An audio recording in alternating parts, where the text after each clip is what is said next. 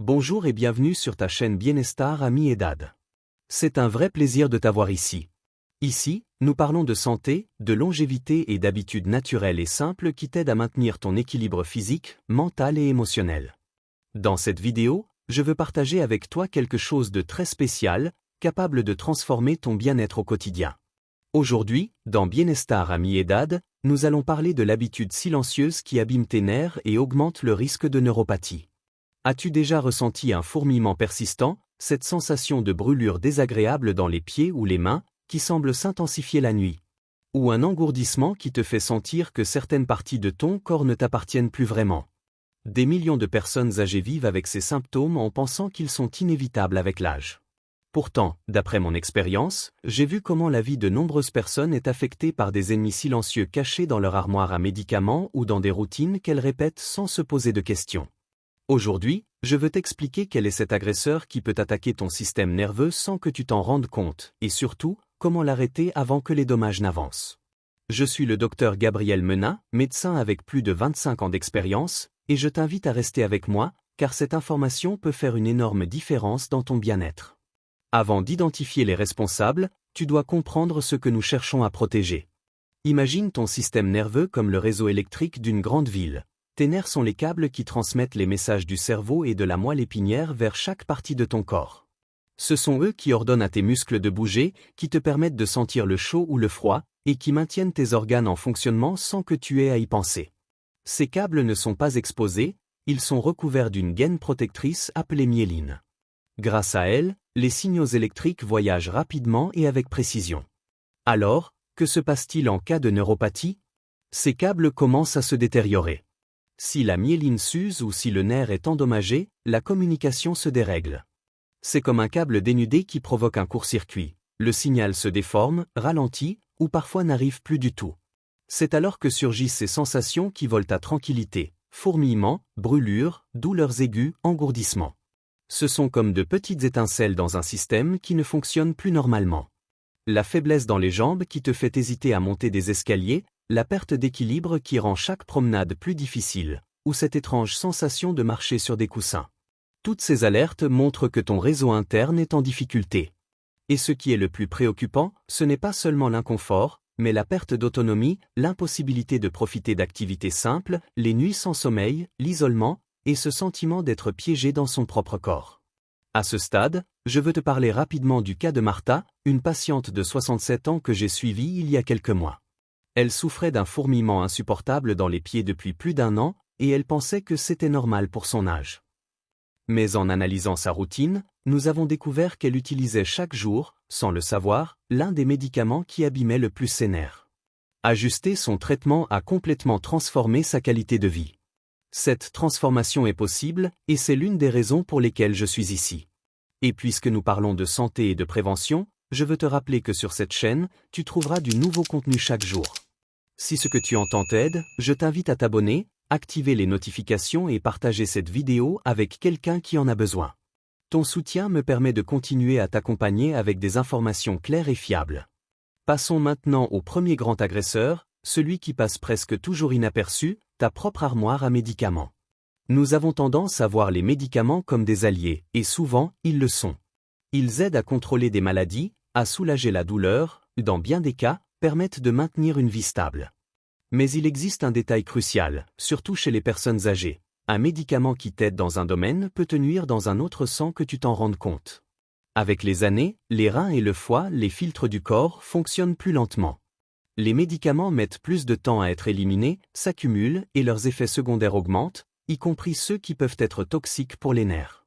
Une dose qui était appropriée à 50 ans peut devenir trop forte à 70 ans. Voyons ensemble, avec calme, les groupes de médicaments qui demandent une attention particulière.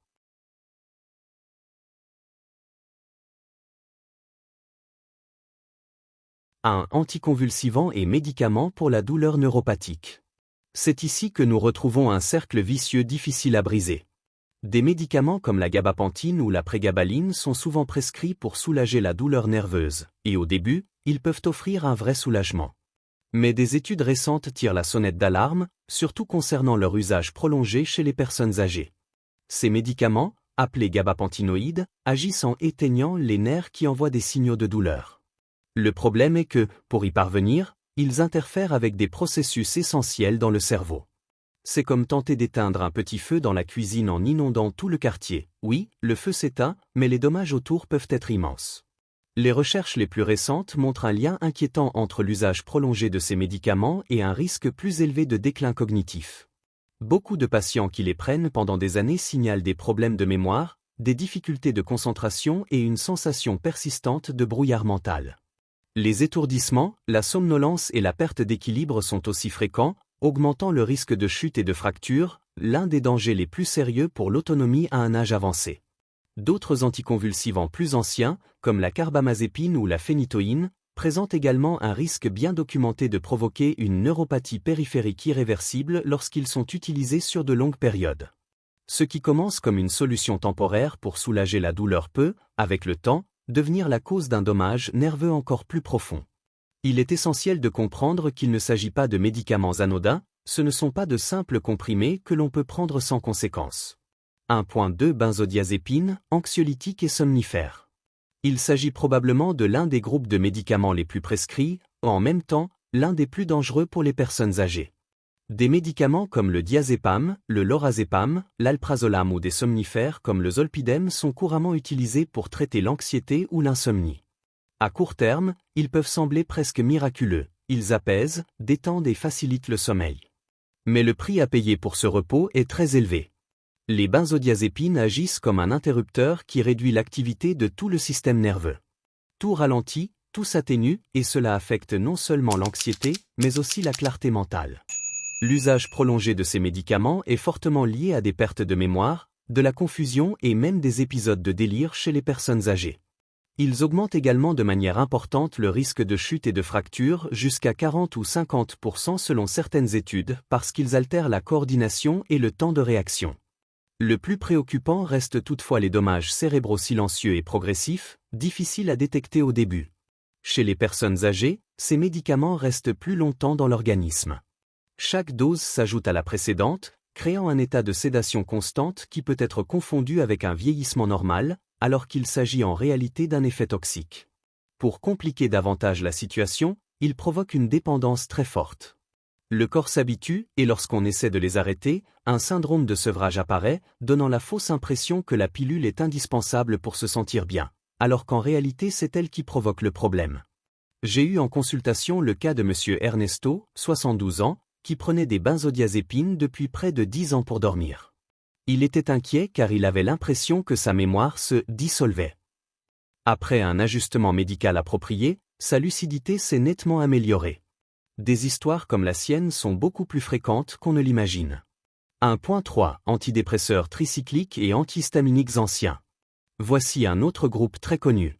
Des médicaments comme l'amitriptyline, fréquemment utilisés contre la douleur chronique, et les antihistaminiques traditionnels comme la diphénhydramine, présentes dans de nombreux remèdes contre le rhume, partagent un mécanisme commun, un fort effet anticholinergique. Pour l'expliquer simplement, le système cholinergique agit comme l'accélérateur du cerveau pour des fonctions essentielles comme la mémoire et l'apprentissage. Ces médicaments, eux, appuient sur le frein. Oui, les effets visibles les plus fréquents sont la bouche sèche ou la vision floue. Mais les plus dangereux sont ceux qu'on remarque le moins: confusion, désorientation et atteinte significative de la mémoire.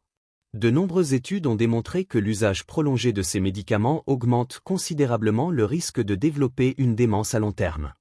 Le problème est que beaucoup de personnes les consomment sans en connaître les dangers, parfois comme un simple antihistaminique, sans imaginer qu'ils introduisent une substance potentiellement nocive pour leur cerveau. 1.4 Certains antibiotiques et autres médicaments. La liste se poursuit. D'autres médicaments doivent être utilisés avec prudence. Certains antibiotiques, comme le métronidazole ou la nitrofurantoïne, lorsqu'ils sont utilisés pendant de longues périodes, peuvent devenir directement toxiques pour les nerfs et provoquer une neuropathie. Il en va de même pour certains médicaments cardiaques, comme l'amiodarone, ou plusieurs traitements de chimiothérapie, bien connus pour leur neurotoxicité élevée. Je tiens à clarifier un point essentiel. L'objectif de cette explication n'est pas de vous pousser à arrêter vos traitements. Ce serait dangereux. Mon intention est de vous aider à devenir un patient informé, capable de participer activement à ces décisions de santé. Si cela vous inquiète, c'est bon signe. C'est votre corps qui vous indique qu'il est temps d'agir. La première étape consiste toujours à en parler avec votre médecin. Mais avant de passer au plan d'action, nous devons examiner le deuxième grand saboteur, encore plus courant dans la vie quotidienne. Le deuxième saboteur, vos habitudes quotidiennes. Si les médicaments représentent les dangers cachés dans l'armoire à pharmacie, les mauvaises habitudes sont celles que nous laissons entrer chaque jour dans notre assiette et notre salon. Elles sont si courantes qu'on finit par les ignorer, mais elles peuvent être tout aussi nocives pour vos nerfs. 2.1 Le sucre, l'ennemi doux et silencieux. Soyons clairs, l'excès de sucre est l'un des ennemis directs du système nerveux. L'exemple le plus frappant est la neuropathie diabétique, la complication la plus fréquente d'un diabète mal contrôlé, qui touche jusqu'à la moitié des patients. Mais comment ce dommage se produit-il réellement? Imaginez vos nerfs comme de petits fils délicats, et le sang qui les nourrit comme une rivière claire qui coule librement. Lorsque le sucre reste élevé pendant de longues périodes, un état appelé hyperglycémie, cette rivière s'épaissit jusqu'à devenir comme un sirop chaud. Ce sirop toxique entoure les nerfs en permanence. C'est ce que nous appelons la glycation. En termes simples, les molécules de sucre s'attachent aux protéines et aux graisses qui composent les nerfs et leur couche protectrice, la myéline. Ce gel métabolique déforme leur structure et les empêche de recevoir les nutriments et l'oxygène nécessaires. C'est comme si le nerf commençait à s'asphyxier lentement. La dégénérescence débute presque toujours dans les nerfs les plus longs, ceux qui atteignent les pieds. C'est pourquoi les premiers symptômes sont des fourmillements, picotements ou engourdissements dans les orteils. Avec le temps, la lésion progresse, touchant les jambes, puis parfois les mains. C'est un processus lent, silencieux, mais dévastateur, pouvant mener à une perte quasi totale de la sensibilité, à des plaies chroniques et même à des amputations. Et il n'est pas nécessaire d'avoir un diagnostic de diabète pour que ce phénomène se produise. Une alimentation riche en sucre et en farine raffinée maintient l'organisme dans un état d'inflammation chronique. Cette inflammation agit comme un feu doux qui, jour après jour, endommage la structure fragile des nerfs. Je me souviens en consultation d'une patiente de 68 ans, Marthe, qui décrivait la sensation de marcher sur de la mousse. Elle ne se rendait pas compte de la quantité de sucre qu'elle consommait chaque jour. Une fois la cause identifiée et son alimentation rééquilibrée, sa sensibilité a commencé à s'améliorer. Ce changement l'a tellement surprise qu'elle m'en parle encore à chaque visite de contrôle. 2.2 L'alcool, une toxine déguisée en plaisir social. L'alcool est une véritable neurotoxine. Il n'y a aucun débat. Chaque verre, chaque bière, produit un impact direct sur les cellules nerveuses. Lorsque vous buvez, l'alcool atteint rapidement le cerveau et réduit l'activité neuronale, créant une fausse sensation de détente. Mais avec une consommation fréquente, cet effet cesse d'être agréable et devient une agression continue.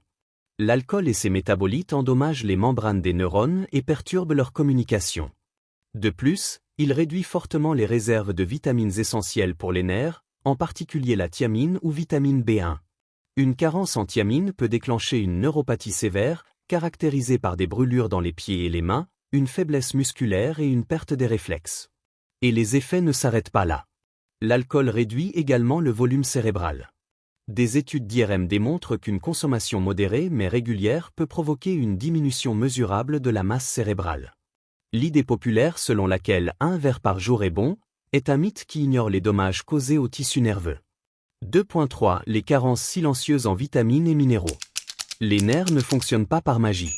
Ils ont besoin d'un apport constant de nutriments essentiels pour se maintenir et se réparer. Lorsque ces nutriments manquent, le réseau électrique du corps commence à défaillir. Les principales actrices de la santé nerveuse sont les vitamines du groupe B. La vitamine B12 est indispensable au maintien de la myéline, cette couche isolante qui protège chaque nerf. Sans B12, cette enveloppe se détériore et expose les nerfs. Sa carence est extrêmement fréquente chez les personnes âgées, et ses signes, fourmillements, troubles de l'équilibre, confusion, sont souvent confondus avec les effets du vieillissement. La vitamine B1, ou thiamine, est le carburant des nerfs. Sans elle, ils ne peuvent pas produire l'énergie nécessaire pour fonctionner et finissent par se détériorer. La vitamine B6 et l'acide folique, B9, sont essentiels à la production de neurotransmetteurs et à la réparation de l'ADN neuronal. Le magnésium, quant à lui, appelé le minéral de la relaxation, aide à apaiser un système nerveux surchargé et joue un rôle fondamental dans la fonction neuronale. Une alimentation riche en produits ultra-transformés est la recette parfaite pour provoquer ces carences, avec elle, l'apparition d'une neuropathie. À ce stade, Il est important de rappeler aux auditeurs que s'ils trouvent cette information utile, ils peuvent s'abonner à la chaîne, activer les notifications et partager le contenu. Ici, nous publions chaque jour de nouvelles vidéos pour améliorer leur santé pas à pas. 2.4 La sédentarité, quand le manque de mouvement affaiblit les nerfs. Le corps humain est conçu pour bouger. Le mouvement favorise l'arrivée de sang et d'oxygène jusqu'aux terminaisons nerveuses les plus éloignées, notamment celles des pieds. Mais lorsque l'on passe des heures assis sur un canapé ou une chaise, la circulation ralentit. Le flux vital qui nourrit les nerfs s'affaiblit. Les nerfs, en particulier ceux des jambes, commencent à manquer du soutien indispensable à leur survie. Ils ne se détériorent pas à cause d'un agent chimique, mais par manque de stimulation. L'exercice, en revanche, stimule la production de facteurs qui favorisent la croissance et la réparation nerveuse, de véritables nutriments pour les neurones. Sans mouvement, les nerfs perdent cet élan essentiel. Bouger le corps n'est pas un luxe. C'est une nécessité pour maintenir vos nerfs en bonne santé. Troisième saboteur, les toxines environnementales invisibles. Nous avons déjà parlé des toxines que nous choisons et de celles issues de nos habitudes. Il est maintenant temps d'aborder celles présentes dans l'environnement, parfois sans que nous en soyons conscients. Les métaux lourds s'accumulent dans l'organisme au fil des années. Une personne âgée a eu des décennies pour les absorber, et l'un de leurs lieux de stockage préférés est le système nerveux. 3.1 Plomb, l'héritage toxique du passé. Le plomb est une puissante neurotoxine. Bien que son utilisation ait diminué, il reste présent dans de nombreuses maisons anciennes, dans les vieilles canalisations et dans les sols contaminés. Une exposition continue, même à faible dose, est associée à la neuropathie, à des pertes de mémoire et à un déclin cognitif. 3.2 Mercure, le risque caché dans votre assiette. La principale source d'exposition au mercure est la consommation de poissons contaminés. Les grands poissons prédateurs, comme le thon rouge, l'espadon ou le requin, accumulent des quantités importantes de mercure. Ce métal peut traverser la barrière protectrice du cerveau et provoquer des tremblements, un manque de coordination et une neuropathie périphérique.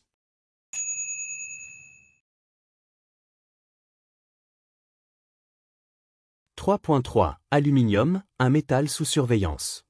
L'aluminium est partout, ustensiles de cuisine, papier aluminium, antiacide, déodorant.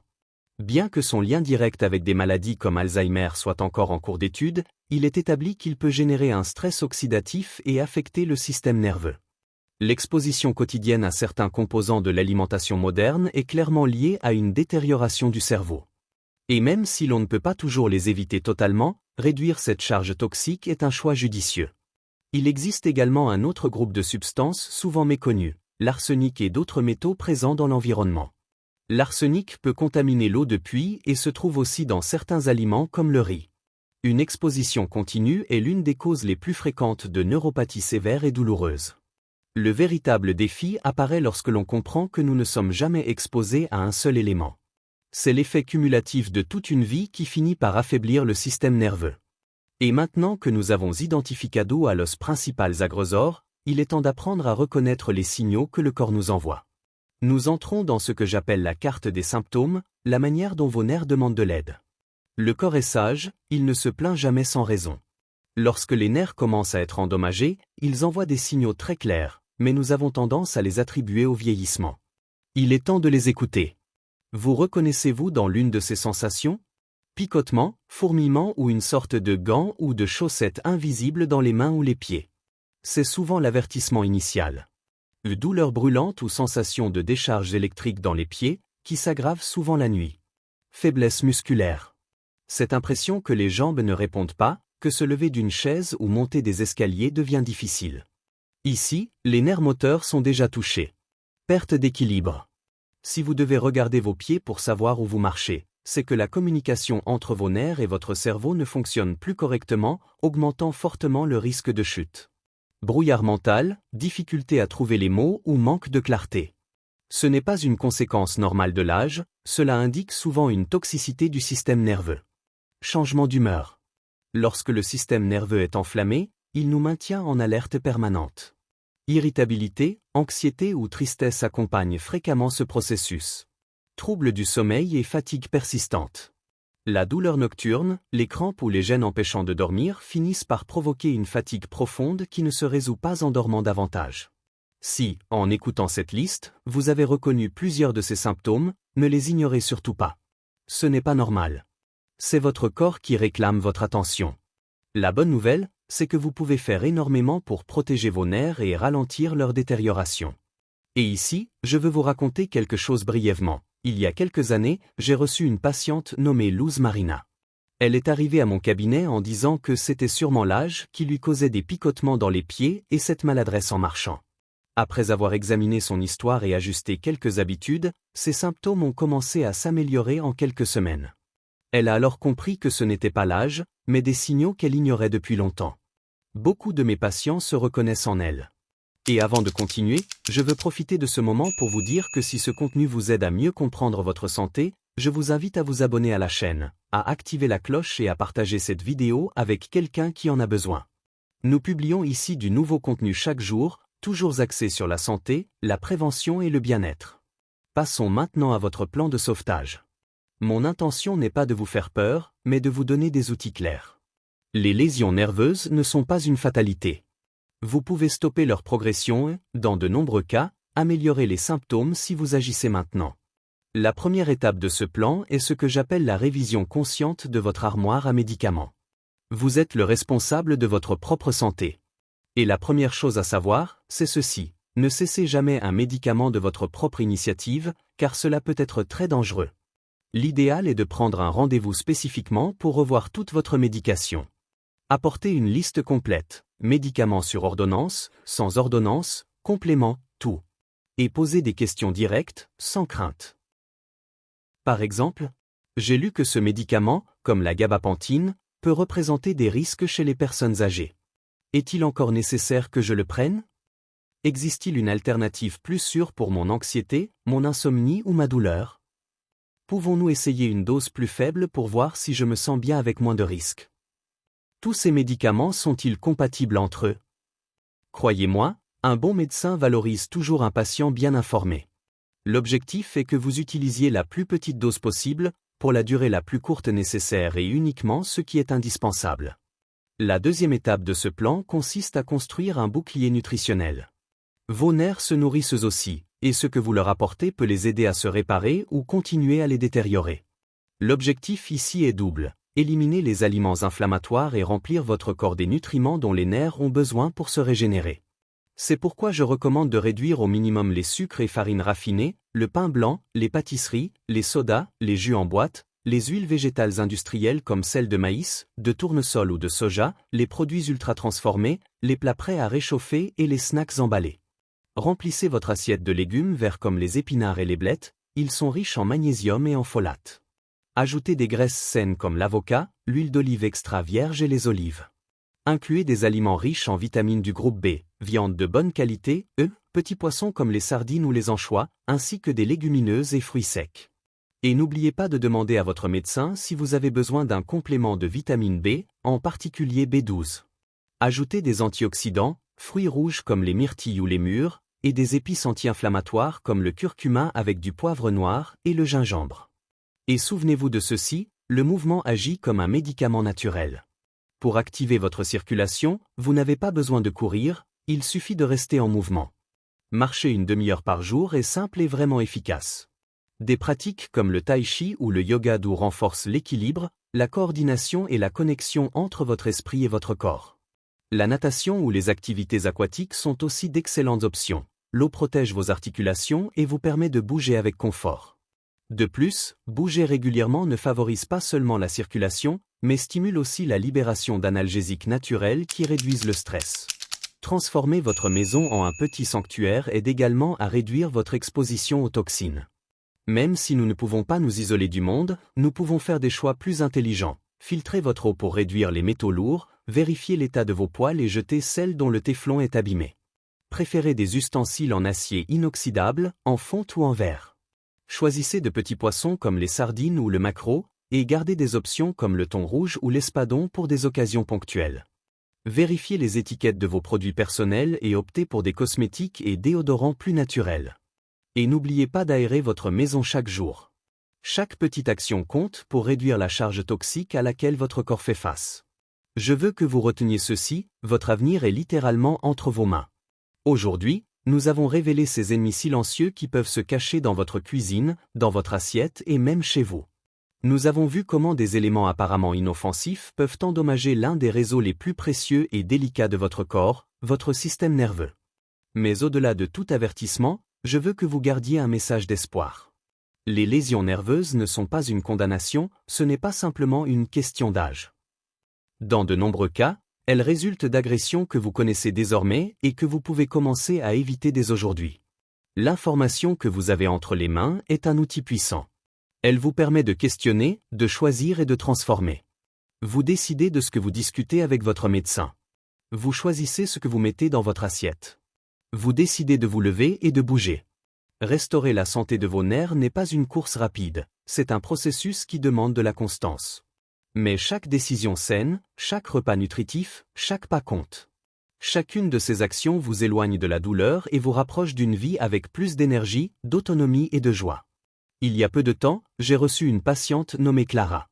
Elle souffrait d'une douleur constante dans les jambes et d'un fourmillement qui l'empêchait de dormir. Elle était convaincue qu'il n'y avait rien à faire. Avec de petits changements, améliorer son alimentation, marcher chaque jour et réduire les toxines dans sa maison, en quelques semaines, elle a commencé à retrouver de la sensibilité et de la mobilité. Et son sourire lorsqu'elle a pu à nouveau dormir paisiblement m'a rappelé, une fois de plus, qu'il n'est jamais trop tard pour guérir. Si ce contenu vous a aidé à comprendre ce qui se passe dans votre corps, je vous invite à ne pas le garder pour vous. Partagez-le avec quelqu'un qui en a besoin. Tous les jours, nous publions de nouvelles vidéos pour vous aider à prendre soin de votre santé de manière naturelle. Abonnez-vous et activez la cloche pour ne manquer aucun de ces outils. Et avant de nous quitter, je veux vous inviter à quelque chose de plus profond. Remercions Dieu pour la vie, pour l'opportunité d'apprendre et pour la possibilité de transformer notre bien-être. Souviens-toi toujours que ton corps possède une capacité extraordinaire à guérir si tu lui en donnes l'opportunité. Prends en soin, protège-le et ne sous-estime jamais le pouvoir que tu as pour changer ton propre destin.